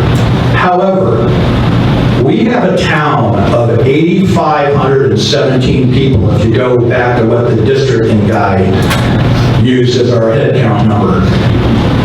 And tonight we have double, I've counted the number of people here, we have double what we usually have at our council meeting. If we can't get together, and I'll tell you what, in past years gone by, I can remember looking at that clock, and it was 11:30, 12 o'clock before the council meetings were over.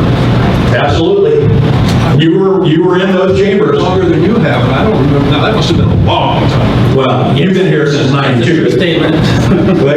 They were long, Phil, or? Sometimes closed sessions went a while, yeah. They were long.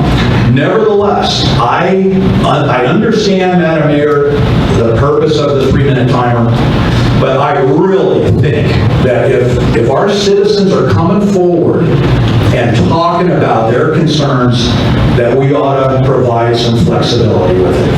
And when we have certain individuals come up, taking a pro position, it seems that the clock just keeps running.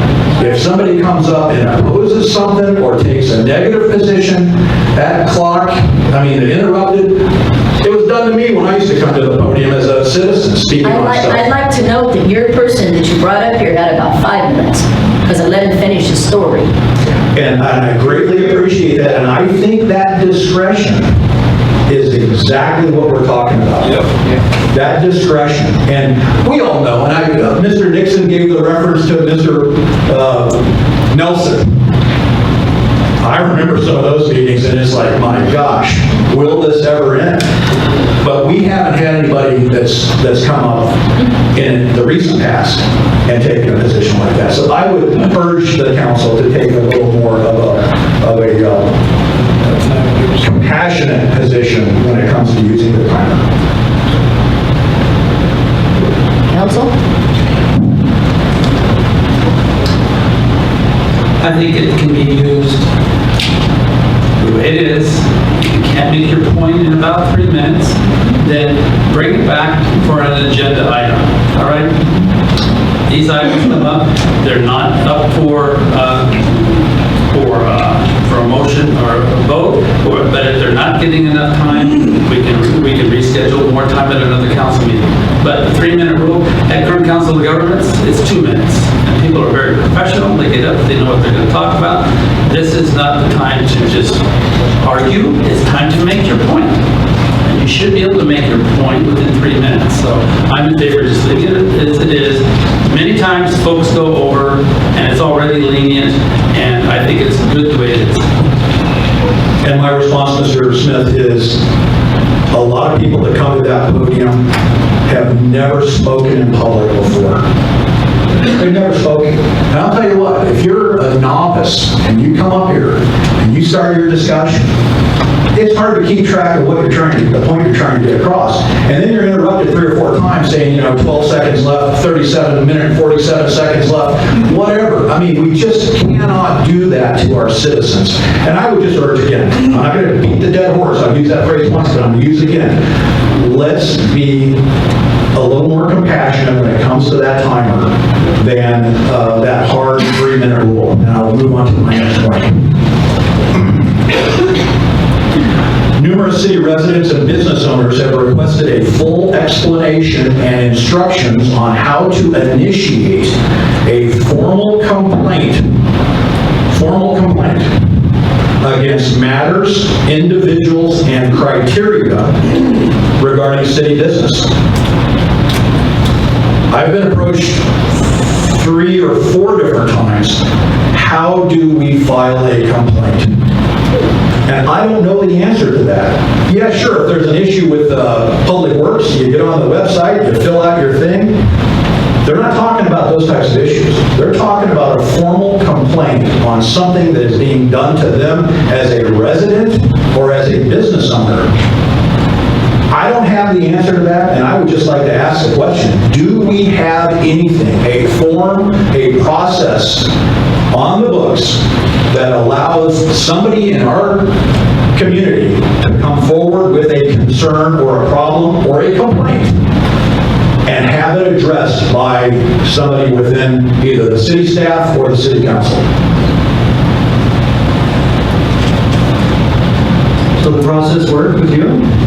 Residents, citizens can seek out their council member and lodge a complaint or concern. At the city of Tehachapi, we are trying to achieve a 100% compliance in everything we do. Perfection, right? In everything we do. The people that work for you work very, very hard. They're dedicated, they're truthful, they're honest. I received if I may, I receive phone calls, I receive emails, I receive visits from citizens, people that live in the city, people that live in the community, people from who knows. Just today I received a phone call from a gentleman He was upset about his water being turned off. He called me. We discussed it. Once we discussed all the details, he understood what the process was, right? Was he happy that his water was shut off? Of course not. But he understood why. So that's an example of a complaint. Once again, I would encourage, strongly encourage, people to call me, to email me, to come by. I will come to them. I literally merely beg people to communicate with me and to understand. I want to know if there's an issue. If there is a problem, we want to fix it. If it's a miscommunication, I think it's important that all parties understand the issue. But we don't like complaints, nobody does. But I'm the complaint department. You can seek Dawn out, Corey, Hannah, on and on and on, depending on the problem or the issue. But we want to make sure that you have the appropriate answer. Yes. I've been finding it very effective. I get people just stopping me in the store. I was at the cleanup this weekend and someone was driving by. Phil, I got 2 issues to talk to you about. And that's where it's at, on the street, in the neighborhoods. And then if you can't fix it there, you can say, look, give a call to Greg, or I'll put in a message for him to call you. And you start communicating, and voila, things get resolved. But don't fester out there by yourself, thinking that you don't have a voice here. All 5 of us, we cannot direct staff to do anything. We have to go through the city manager. But if a citizen comes up and says, sure, I'll run it by Greg to try to get you an answer, or I'll go in and sit down with you with Greg. You know, but that's the way you do it. I think that's people, my phone book or my numbers in the book, give me a call. That's how I work it. So all of us have a responsibility, not just in our districts. It doesn't matter what district you're in. We're all 5 just like you folks. We're no different. It's just you put us on this hot seat. I'm not sure why, but we are here. Sometimes you wonder. But, you know, you just listen, you try to work out a problem. You might be able to explain it right then, this is why we do things, but I always try to get them an answer, a return phone call, and then you follow up. Did you get a conversation? Did someone call you back? If they don't, then you get involved with Greg, say if they need a call back. Oh, we can't get in touch with them. I'll get their information, and you go about your business. But there's a way to do this. We're not a major city where everything's referred to just a staff member, but we do have to, as a council, go through Greg. That's the way the city works. So I find it very effective, like I say, one-on-one with the citizen, and then try to get them help, and then always follow up. Thank you. Yeah, thank you, Mr. Smith. I think the biggest concern that I hear is the follow-up. Somebody brings a complaint forward, and it just disappears. We hear things at the council meeting, and, you know, I don't know how many times I've heard, oh, we'll get back with you. I've been told that probably 50 times, me standing on the other side of this podium. Well, we'll get back with you. Never happens.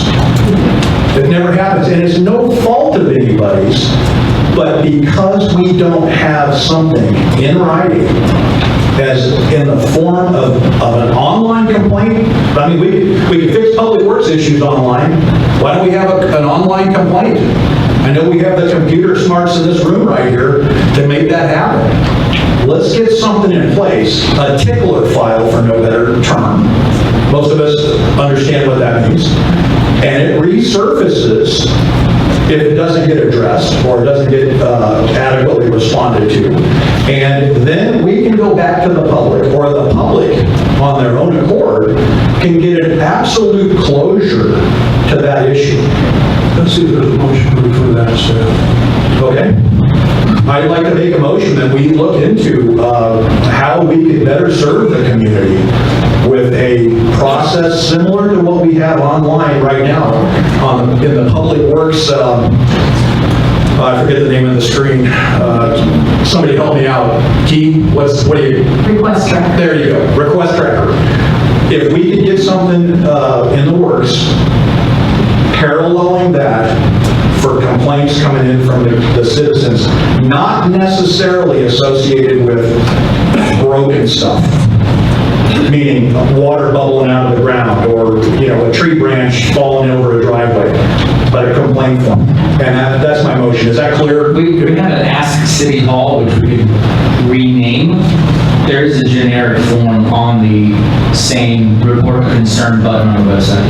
So maybe that just gets renamed to something instead of Ask City Hall. It could be general inquiries, general concerns. It's not currently assigned to a specific department like the public works ones are. So it's there. It just could be renamed. Okay, great. Those are some great ideas. So I would absolutely. I mean, I think we all understand where we're trying to go with this. We need that accountability brought back to that side of the podium. I agree with you, but I disagree that things never get followed up. You mentioned that. You say you get comments and nothing ever gets followed up. There are times, I suppose, that they haven't, but in my experience, they have been followed up. So I'm just saying, don't say never. That's the extreme. Never's a big extreme. Okay, we go to the. Let me go 99% of the time. How's that? How I feel like I 35. Sorry, I'm not. I apologize. I understand what you're saying, and I think we all as a group understand how we need to proceed with fixing this. All right. Thank you. Do I have a second on the motion? Hang on. I just want to say, I want to thank staff, all that you do. You are the excuse me, I was speaking.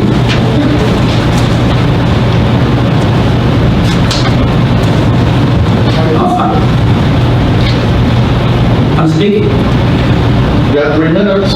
No, I don't. We've been speaking for an hour and a half. I can speak for a little while, sir.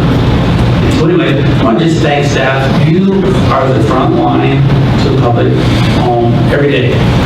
You take the complaints, you forward them to a resolution, and like Public Works, like you said, and I agree, it's kind of simple, it's nuts and bolts, it's a water break, whatever, but if we have something in place, I have no problem seconding, referring this to staff for just reworking the wording on the website that we have already. If it enhances interaction with the public, I have no problem with that. So I just want to thank staff for all you do.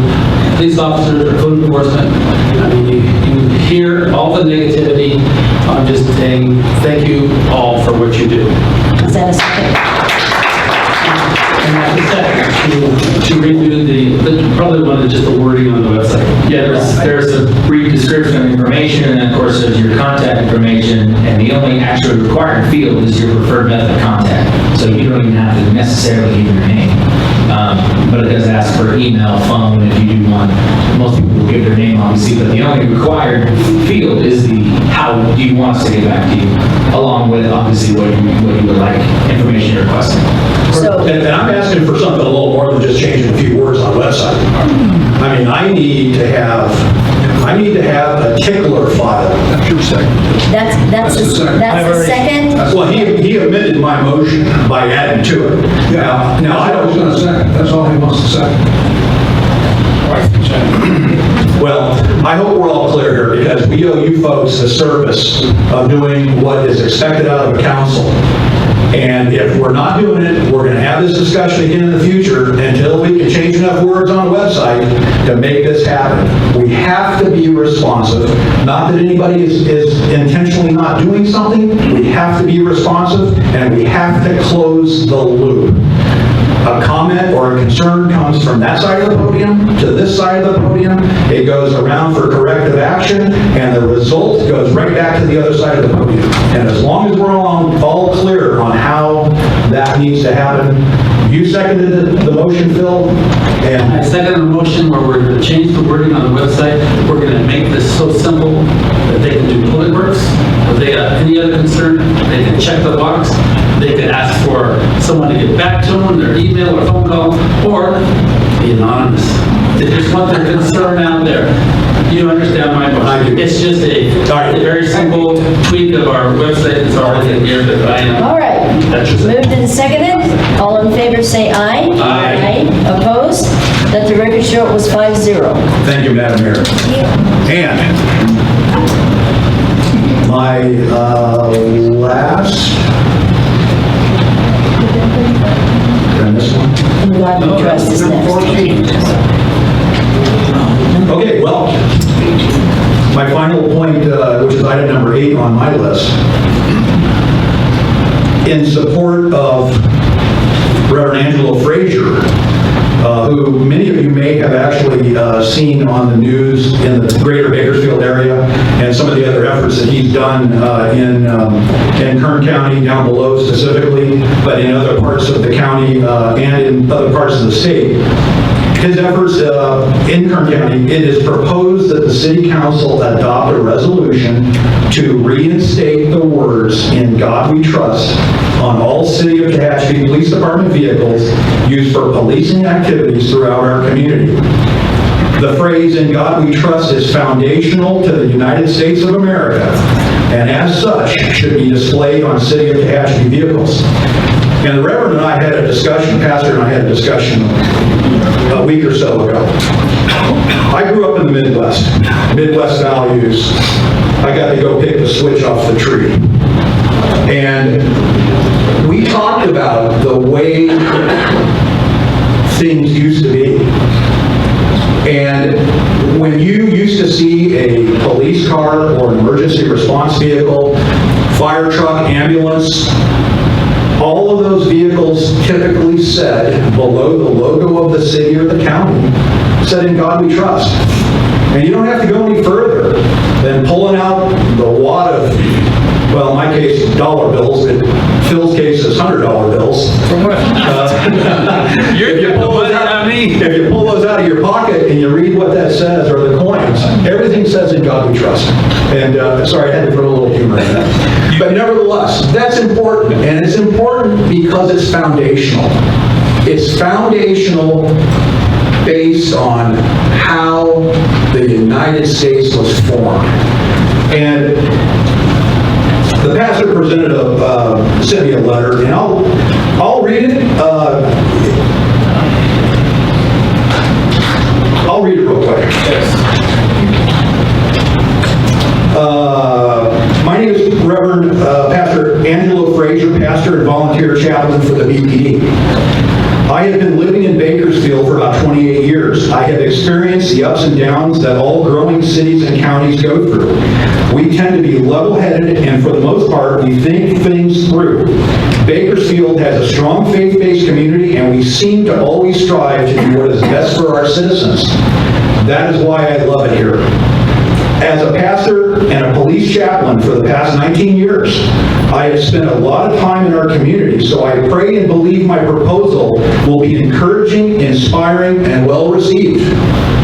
I'm asking the Tehachapi City Council to place this issue on your agenda to vote yes to place "In God We Trust" decals on all of our police and fire, but we don't really have a fire department, but we've got other public safety related vehicles. Put that "In God We Trust" on those vehicles. Why, you may ask? I believe everyone wants to be part of something bigger than themselves, and this is our national motto: "In God We Trust." Having been raised in Washington, D.C., since my mom and sisters all worked in government for nearly 40 years, I became aware of politics and all that comes with it at a very young age. I remember vividly that at that time, mostly, all the government buildings in my hometown had some type of inscription of historic or biblical figure carved into them. And now, moving to the present-day Bakersfield, Bakersfield is notably the founding city for the words "In God We Trust" being displayed in the city and county chambers across America, founded by our own longest-serving council member, Jackie Sullivan. For the past years, I've worked alongside Ms. Sullivan in helping this important campaign spread across America. Several years ago, I went on a mission trip with River Lakes Community Church to the Houston, Texas area to help after the Hurricane Harvey destruction. I met up with 2 deputy sheriffs at one of our gas stops. After a short conversation about why we were in Houston, they wanted to show me their vehicles, both proudly displaying "In God We Trust" decals.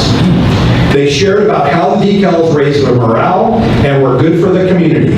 I have given each of you council members a copy of my comments along with the picture. Well, that didn't come across as an attachment, but nevertheless, it was in the description. As you can see, the 4 powerful words are in large print and scrawled across the sheriff's back car window.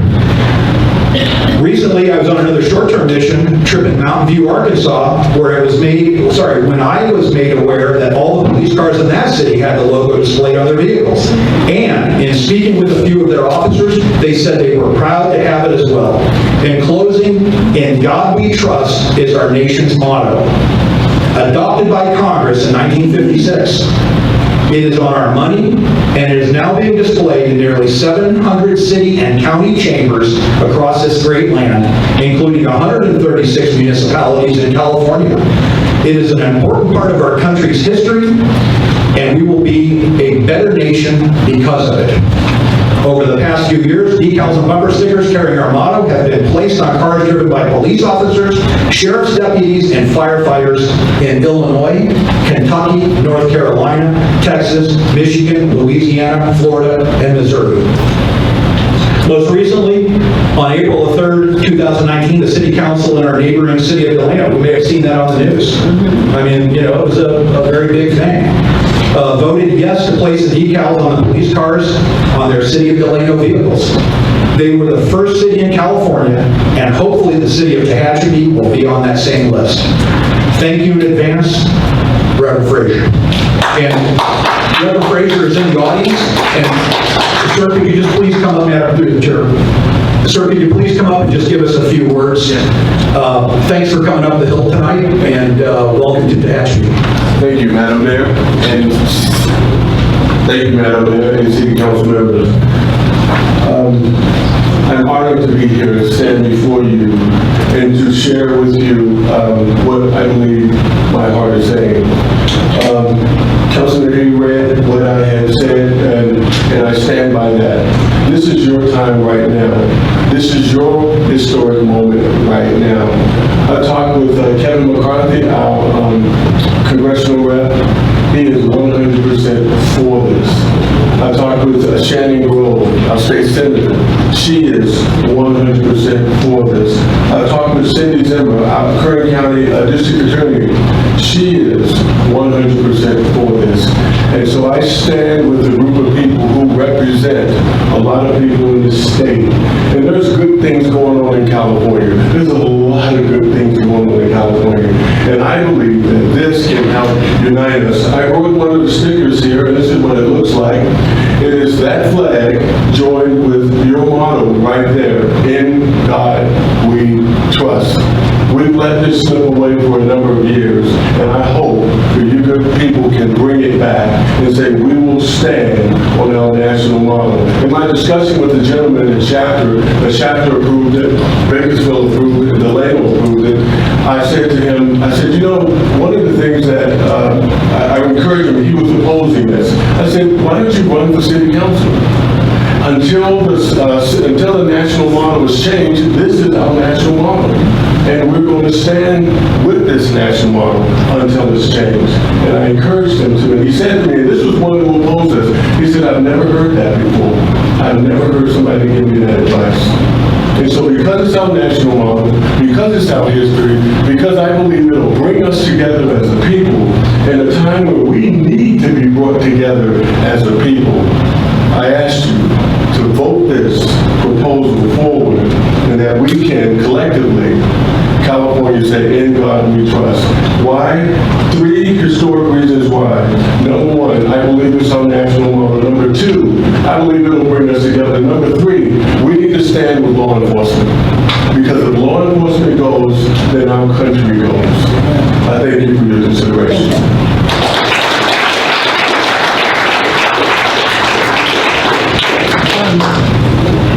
Can I ask for the council to make a motion on this? You know, you can. Cannot, okay. The item is agendized in the first paragraph.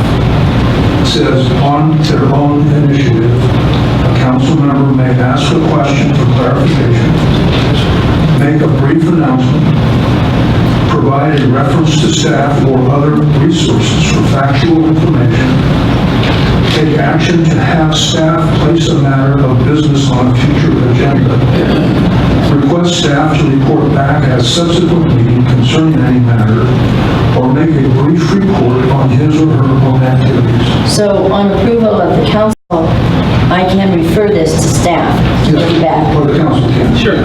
Does anybody object to that? Well, let me ask you this, Madam Mayor, Mr. Schroeder. From a legal perspective, we can put that on the agenda tonight if we have a unanimous vote on that, correct? You can direct the city manager to put it on the next agenda if you want. Tonight. Tonight? No, we can't do it tonight. Okay. Well, then I think that we go ahead and make a motion to put this on the agenda for formal action to be taken at the next city council meeting to proceed with the In God We Trust decals for all of our police vehicles as we presented tonight in my report. Can that be a motion? Yeah, you can make a motion. It's not on the agenda. Okay. To have something put on a future. All right, do I have a second? Sure, second. This one's easy. We have it right here before us. Thank you. But I need to take one comment before we vote. I'm sorry. No, all right. Well, no, apparently not, because we didn't take comments on a lot of the other ones, so. But it will be on the agenda for the next meeting. That's right. Which you can actually comment on. All of you can discuss it at the next meeting. Okay? All in favor? Aye. Aye. Opposed? Let the record show it was a 5-0 vote to be put on the next agenda. Thank you.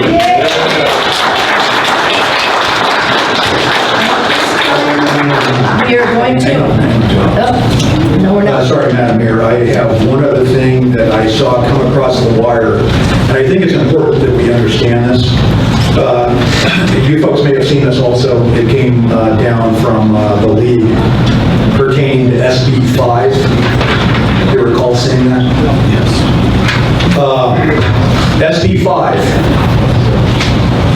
The Assembly Committee on Local Government passes SB 5 to provide sustainable funding for affordable housing and to combat homelessness.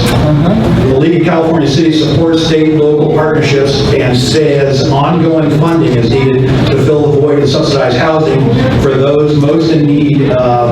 Sacramento, the League of California Cities today thank members of the Assembly on the local government for passing SB 5. With a 6-0 vote, the SB 5 establishes a state partnership with cities and counties to provide an ongoing, sustainable, and accountable source of funding that will help build affordable housing to address the housing shortage and the homeless crisis. Right. Do we have, Mr. Garrett, anything in place for staff to start looking into this SB 5 issue to ensure that not only do we meet the criteria that's now apparently been specified by Sacramento, but that we have a plan? We do. As a matter of fact, we work closely with the league. We meet with them several times a month. I'm very aware of SB 5 and the pros and cons as it relates to the city of Tehachapi. But we're very aware and we're working towards all of the goals.